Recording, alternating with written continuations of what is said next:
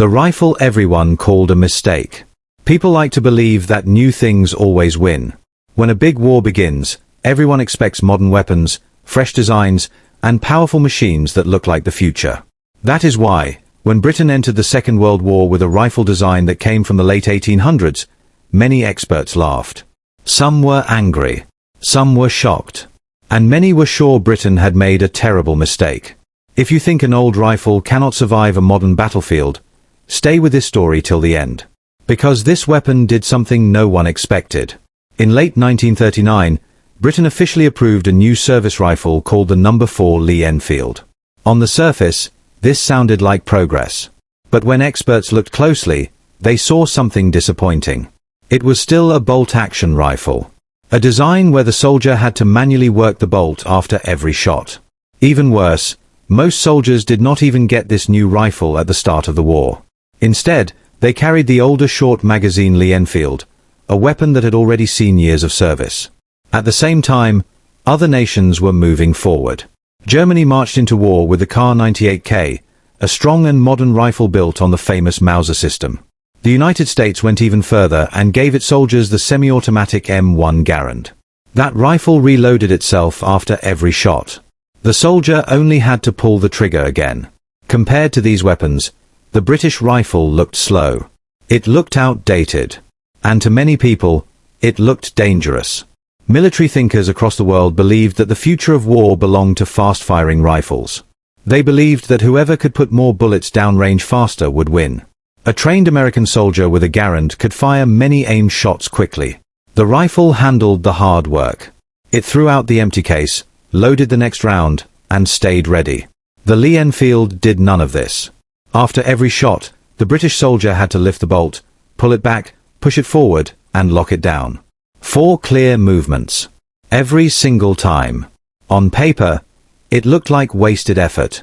Lost seconds. Lost lives. So why did Britain choose this rifle? The answer was not ignorance. British leaders were not blind to modern ideas. Years before the war, Britain tested semi-automatic rifles.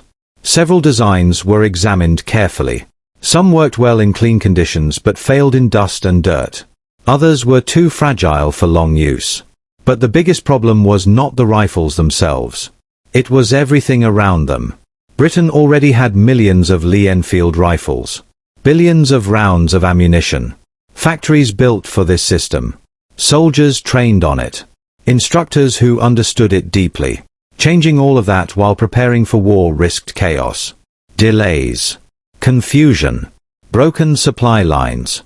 War was coming fast. There was no room for experiments that might fail. Still, critics were loud. Newspapers, experts, and foreign observers all repeated the same message. Britain was going into a modern war with yesterday's weapon. They said the battlefield would prove them right. When the war began, things looked bad for the Lee Enfield. Very few of the new No. 4 rifles existed. Production was slow. New factories had to be built. Old rifles were rushed back into service. To outsiders, it looked like proof of failure. But they were missing something important. They were judging the Lee Enfield as if it were just another bolt-action rifle. It was not. This rifle had been shaped by decades of combat, training, and refinement. It was not designed to win on paper. It was designed to win in the hands of trained soldiers. And soon, on real battlefields, it would show exactly what it could do. The speed no one expected. The biggest reason people hated the Lee Enfield was simple. They believed a bolt-action rifle could never be fast enough. To them, speed belonged only to semi-automatic weapons. They imagined British soldiers slowly working the bolt while enemy fire poured in.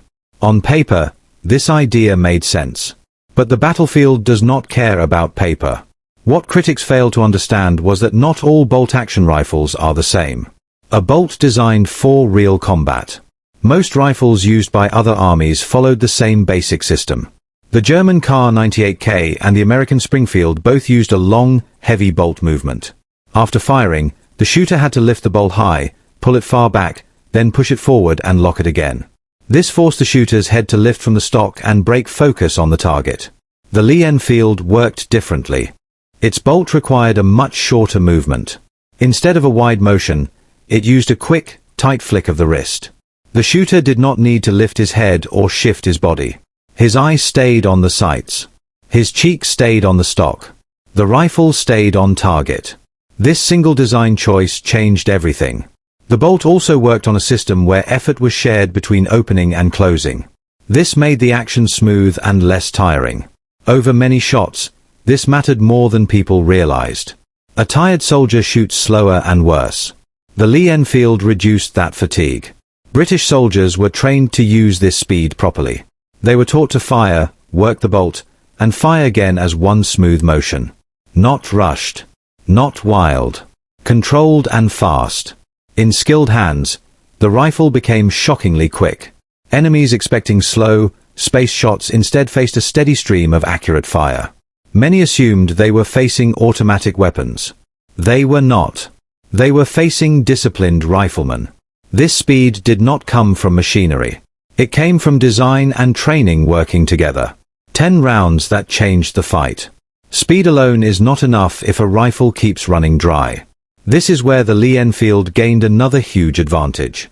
Most military rifles of the time carried only 5 rounds. After 5 shots, the soldier had to reload. That pause could be deadly. The Lee Enfield carried 10. This was not a small difference. It was a battlefield advantage. British soldiers usually loaded their rifles using 2 5-round clips from the top. They did not swap magazines in the middle of a fight. But the result was the same. 10 shots before stopping. 10 chances to hit the enemy before any pause. This allowed British units to keep pressure on advancing forces. While enemies stopped to reload, British riflemen kept firing. This broke attacks, slowed advances, and caused confusion. More importantly, it created fear. Enemy soldiers could not easily count shots. They expected a pause after 5 rounds. It did not come. The fire kept going. This made attacks feel far more dangerous than expected. Combined with fast bolt work, the 10-round magazine turned the Lee Enfield into something special. Not a machine gun, but something close enough to change how enemies reacted. British training made full use of this. Soldiers were taught to reload quickly and smoothly. Clips were kept ready. Movements were practiced until they became natural. This was not about panic fire.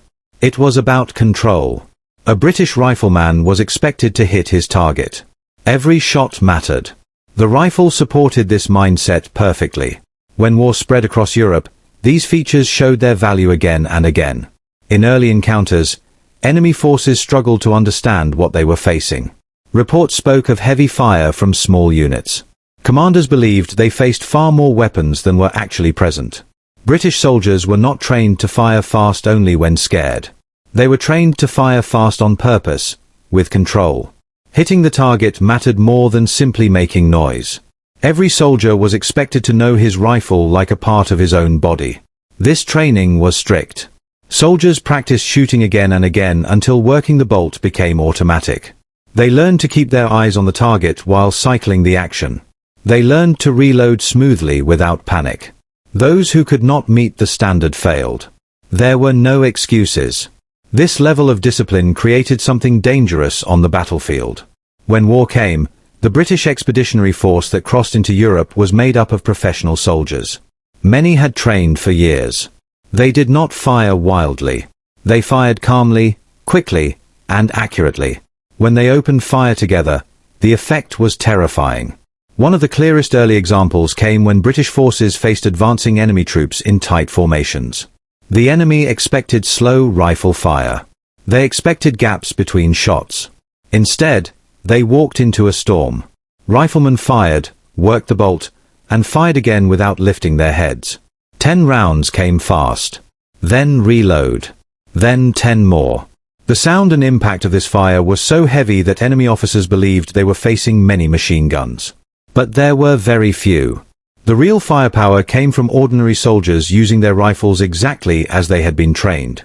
Eyewitness accounts describe how attacks stopped almost instantly. Enemy soldiers fell in groups. Those who survived were shocked by the speed and accuracy of the fire.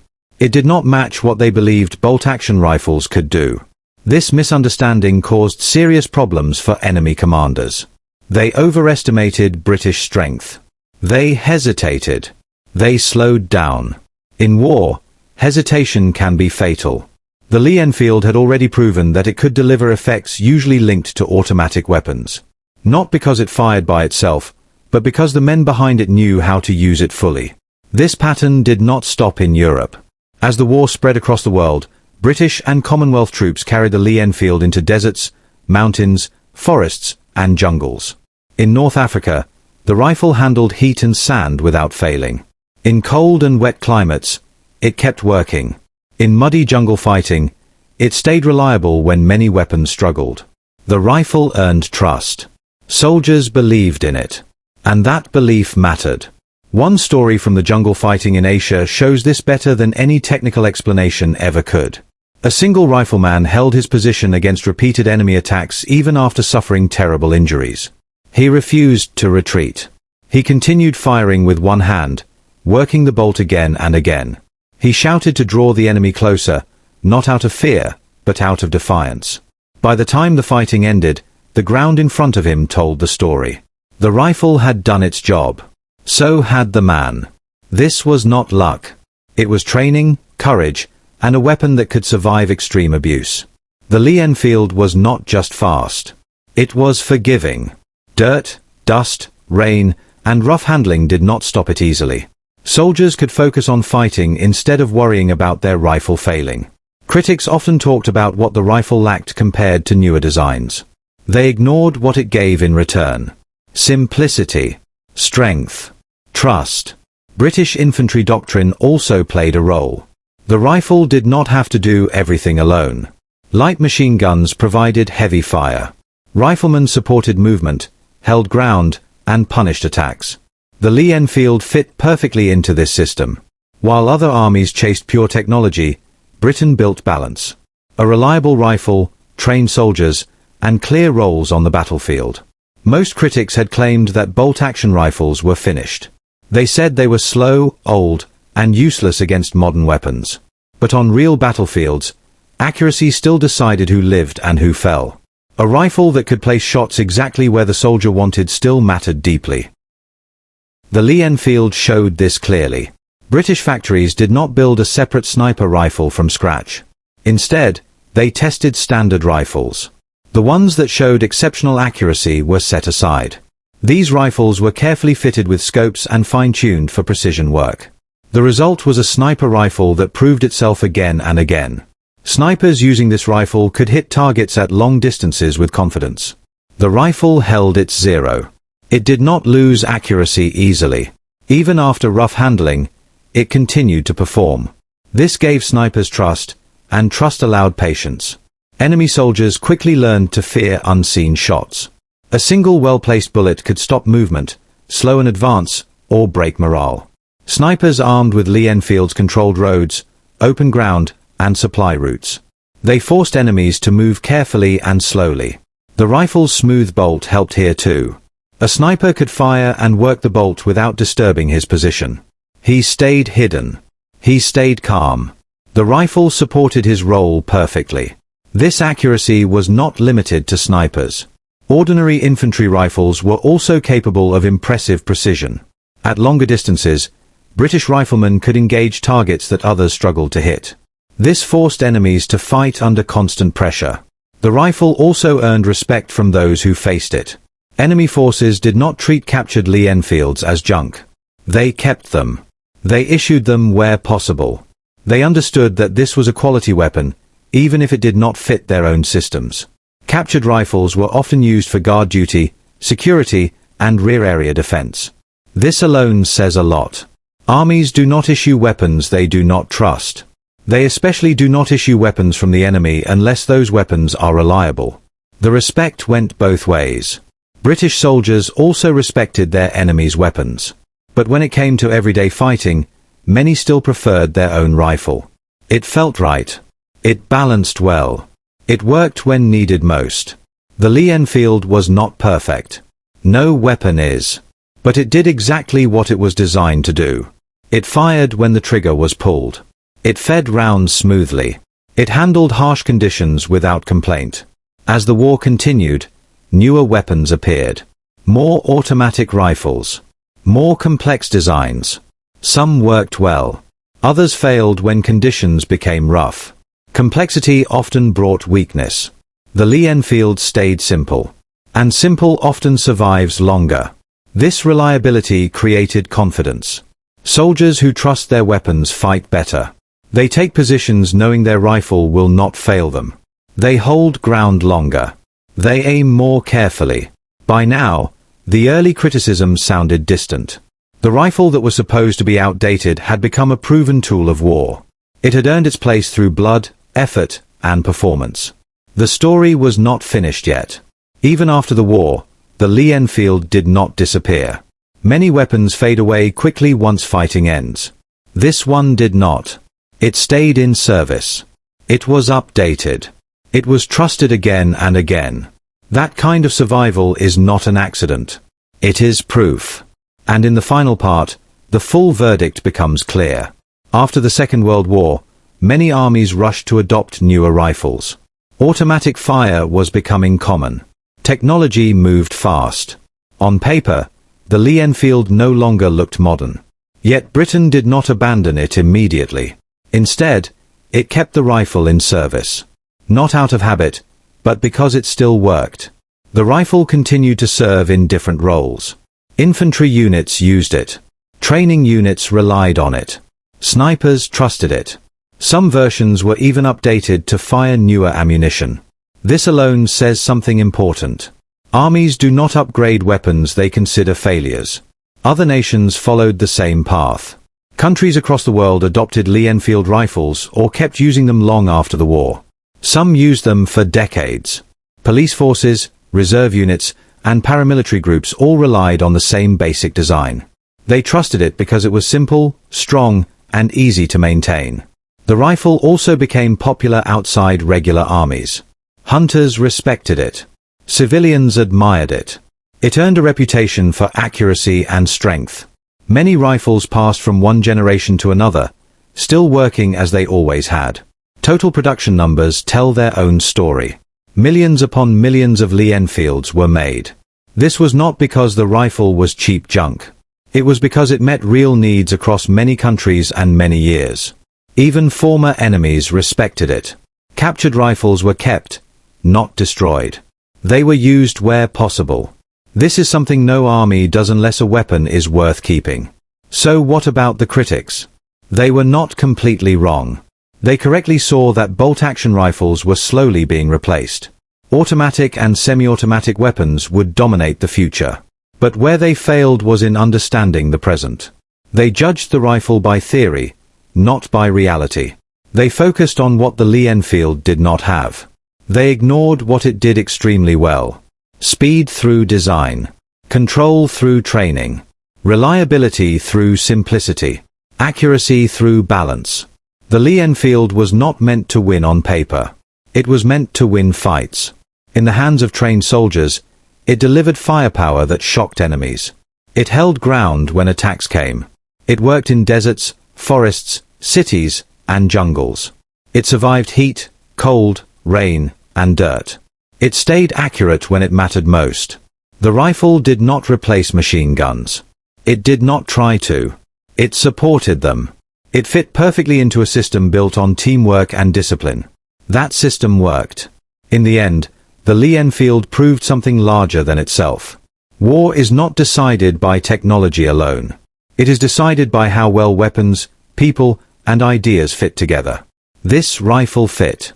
It served soldiers who defeated powerful enemies. It stood alongside weapons that shaped history. It earned a reputation not through words, but through results. What began as a weapon many called outdated became one of the most respected rifles ever carried into battle. Not because it was new, but because it was right. If you enjoyed this story and want more deep, honest looks at real history, show your support by liking the video, sharing it with people who love true war stories, and staying connected for more content that goes beyond surface facts and tells the full story.